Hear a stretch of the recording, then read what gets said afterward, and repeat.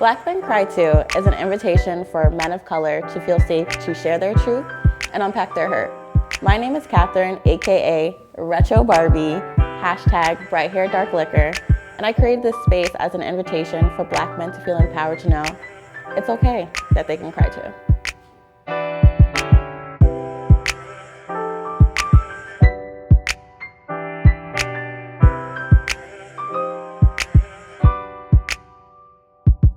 Thank you, Chris, for sitting down with me today. Thank you for having me. And let's take a shot to start it off. Let's do it. Cheers. Well, to kick it off, I want to start with, let's chat about what's your 9 to 5 and your 5 to 9. My 9 to 5 is, I'm an educator, primarily. I teach at NYU. I'm also a marketing consultant. Quite frankly, I'm entertaining a few opportunities that may change my career path more into the education and social impact space, which is where I want to go. My 5 to 9, I can't say I really have one right now because I'm in the middle of this kind of career transition period where I've been trying to get out of the advertising agency marketing world and more into like doing purpose-driven work of helping advance the lives of young people. So I spend a lot of time just doing that. You know, any free chance I get to spend time with my daughter, I'm doing that. So it's not a hobby, but it's, you know, it takes up a significant amount of time, as much time as I can give it to be with her. And why is getting involved in impacting the youth's lives so important for you? Well, when it first became like prevalent to me that it was something I should be doing, and it was like, I just felt like I'd gone through enough trying to chase the bag, quite honestly, and trying to chase titles and be in these companies and live a certain lifestyle from an image perspective, and it just didn't fulfill me. You know, like I call myself a reformed sneakerhead, so I used to have like tons of sneakers and tons of gear, and I bought all that shit, and I was like, none of this makes me actually happy. And then as I started to get, you know, more in touch with myself and realizing like what made me happy, it was doing things that helped other people. When I started to drill down into that even more, I really found my passion, I would say my niche with young people. Like there's just something about working with them and seeing the light bulb go off and knowing like some of the things that you may have experienced or information that you shared through your own struggles or successes can help them get, you know, what I say, go further faster, right? And so like I'm in a good mood right now just because I just left teaching. And I was just walking over here thinking like, damn, like I get so much good energy from just sharing my knowledge and trying to help these young kids get a better shot at having success in the music business. Then when I had my daughter 2 years ago, I think that just kind of like re-emphasized it even more because now I'm like, okay, I'm not only doing the work that I feel like I'm supposed to be doing from a purpose and passion place, but also I'm trying to leave this place better than how I found it. Not only for like the people I touch, but also for my daughter to inherit and to go into and live. And also to be an example for her about like how to actually live life. Like, yes, you need money. Yes, you need, you know, to have food, clothing, and shelter. But I think it's so easy to get caught up in just chasing that shit and you're not really living, you know what I'm saying? And I want to be able to show her through action, not only talk, that there's a way you can do that and have balance and still be able to live comfortably and make the money, but you don't have to be a billionaire to be happy. That's not the reality, I think, for most people. And I want to be able to show her that and hand her some things that can give her a better shot at doing that and not going through some struggles I went through. Obviously, that's what most parents want. And since you mentioned your daughter, you are a hashtag girl dad. Yeah. So being a hashtag girl dad, can you describe to us what your definition of fatherhood is and how that looks like in your relationship with your daughter? For me, it's about being present, right? And a friend had to, you know, explain it to me that sometimes it's not about the quantity of time, it's about the quality of time. So when you're a father, you know, it's like really being present when your kid is there and when you're with them. And, you know, guiding their steps, like literally and figuratively, you know. My daughter's 2, so she walks around everywhere. So I'm always looking like, okay, like don't bump into that, don't trip over that, like, but the figurative side of that is the same thing. It's like I want to teach her how to maneuver through life so that she doesn't face challenges, but that when she does, she knows how to move through it in a positive way, right? And those are things that I may have learned and forgotten, or maybe I didn't necessarily get, but I've learned through, you know, being almost living for 40 years. So, you know, I think it's about, you know, really trying to just help set your kid up to have the best shot at a healthy peaceful, successful life. And when I say success, I don't mean it from like more of the capitalistic terms, but like true success and how you define it. And giving her the tools to go out there and make it on her own terms. I'm less of the parent that wants my child to do what I think they should do. I want to give her the ability to think for herself and empower her to have the knowledge and the belief in herself to do what she thinks is right for her. I love how you're speaking about your relationship, your situation in such a positive light. Yeah. It's typical that we have these stereotypes about a broken family when two people are co-parenting. How do we break that stereotype around co-parenting so more people can speak about their significant other? Man, I think it's one-to-one, right? Because everyone's relationship is different. Like I have some very solid examples of horror stories like that. My friends are literally living through this to this day. Like I got a text message the other day from a friend of mine, and it just was like, fuck. You know what I'm saying? Like this is the stuff he's dealing with, and his kids are way older than my daughter, right? And so I think it's one-to-one, but I think two people have to be committed to the betterment of their child, even if they're not committed to each other in an intimate way. I'm never gonna like not Be there for my daughter, you know what I'm saying? And I may not be there physically every day, which is a really tough thing to process, but like if she needs me, I will jump out this interview right now and be like, And if you totally understand. Yeah, you know what I mean? Like that's just my commitment to her. And so I think when you have two people that have that type of understanding and are able to kind of extract the mom and dad relationship or whatever it is, you have a better shot at it. But I'm not gonna act like it's easy. I'm not gonna act like I don't understand why some people have the drama and trauma they have, because some people just have unresolved stuff that they haven't been able to work through with the other person. And that shit takes time and a commitment to that, in addition to parenting at the same time. And it's a lot on people. It's a lot. So I don't really fault people for having problems, because I get it. Even though it's on the outside looking in, you could say, why don't y'all just figure it out? And it sounds good. It sounds easy, but like, no, it's not quite that simple, you know? And families involved, there's a lot of different layers, and two people have to come together to really like make the commitment to say, this is what we're going to do. This is how we're going to move forward. And I'm just lucky enough to be in a situation where we kind of had a pretty good understanding from an earlier time period, and it's only actually gotten better than going the opposite way. And I've seen plenty of examples of that, and I'm just, again, thankful that I don't have that. So to touch back on a point you mentioned, you were very aware of your child's needs during the pregnancy. Yeah. When did you become aware of your needs during this journey?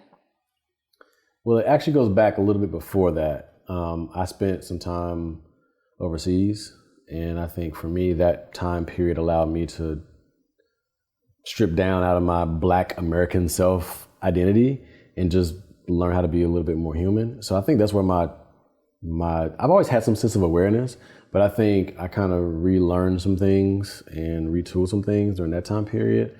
And then I got into meditation, and I really started to be more conscious of my actions and my thoughts and how it affected other people. And so that was kind of a basis that I was working from. And then given the dynamic that my daughter was conceived in, I was very aware of like what I felt like I needed to do to be present for her. But I did not, in full transparency at that time, understand what I needed from myself.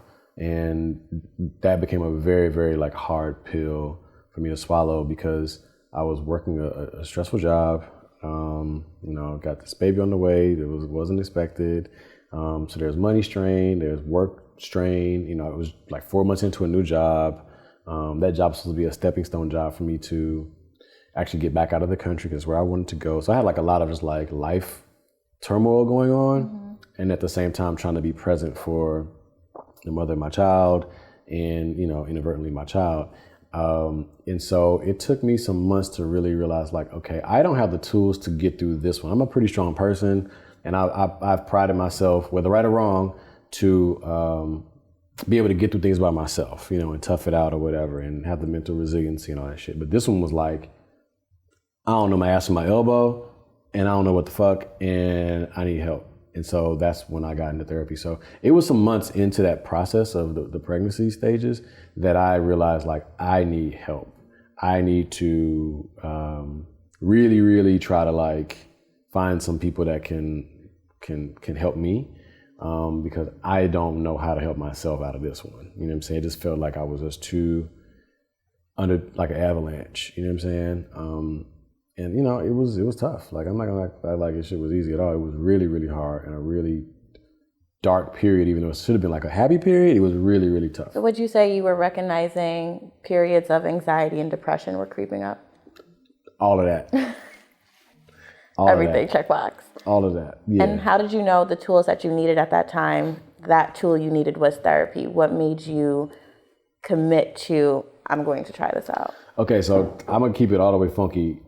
What I proposed to my daughter's mom was we should go to therapy, right? Because we have all this unresolved stuff from past relationship. And I remember sitting in the therapy session, like the first one, so they sit you down, they ask you a bunch of questions about the dynamics and da-da-da-da.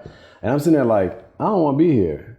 But it wasn't because I was angry. I was like, I need to go for myself. Like I need to heal myself before I can even have conversations around our dynamic. You know what I'm saying? So that's kind of actually what, when I think back on it, it triggered me to say, no, dude, like you're trying to fix something from a broken place within yourself. You need to try to find some healing for yourself before you can even do that.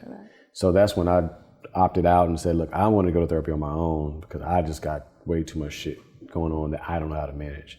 So it was kind of that, you know what I'm saying? Like just really trying to find solutions that, you know, as you're kind of combing your way through the forest because you don't really know what you're doing, stopping and seeing if this worked and that worked, and then saying, okay, this is maybe the right thing. And I didn't know if therapy was going to help. I just knew it was something I hadn't tried, and everything else I had tried just didn't work. What did you try before, if you don't mind me asking? Oh man, you know, Erykah Badu got this song. You pray for 30 days, you fast and won't let go. Like all the shit you try. Read a good book and on a minute. You know, try a little yoga for a minute. Like all that shit. Like I tried everything. I worked out. I smoked weed, I fucking talked to my homies, I journaled, I meditated, whatever. I bought a bike, I rode not a motorcycle, but a bicycle. Figured. All this shit to try to like rid myself of the stress and anxiety, and it just wouldn't go away. You know what I'm saying? I tried all the things that I had worked before, and I thought that, you know, other people that I admired had tried or had done and said, this works for me. It just didn't fucking work. And I also think I didn't want to say that I needed therapy because I'm like, shit, I ain't crazy, right? But the perceptions around I was definitely not in the best mental space at all. But I didn't want to admit that to myself. So it finally got to a point where, like I said, when all the plates fell, and I'm like, fuck, man, like, what you got to lose at this point? Because you feel like you've lost everything else. So you've tried all these different things, and nothing seems to be. You know, maybe it's like a quick lick. Yeah, like for 5 minutes you feel a little bit better, but then all those feelings start creeping back in. And anxiety is a motherfucker and depression is a motherfucker. And when you're dealing with both of them together, it's hard. It's really fucking hard. And since you're so self-aware with yourself and therefore it helps you being self-aware with others, how are you able to be an example or to call out when you notice your friends may be going through anxiety, depression? You're noticing all these different signs within them. How do you lead by example to either encourage them to speak about it, express themselves, seek therapy? I'll say this first. It's always easy to talk than to do, right? So it's always easier for me to recognize a homie that's dealing with something and tell him what I think he should do than to actually for him to do it.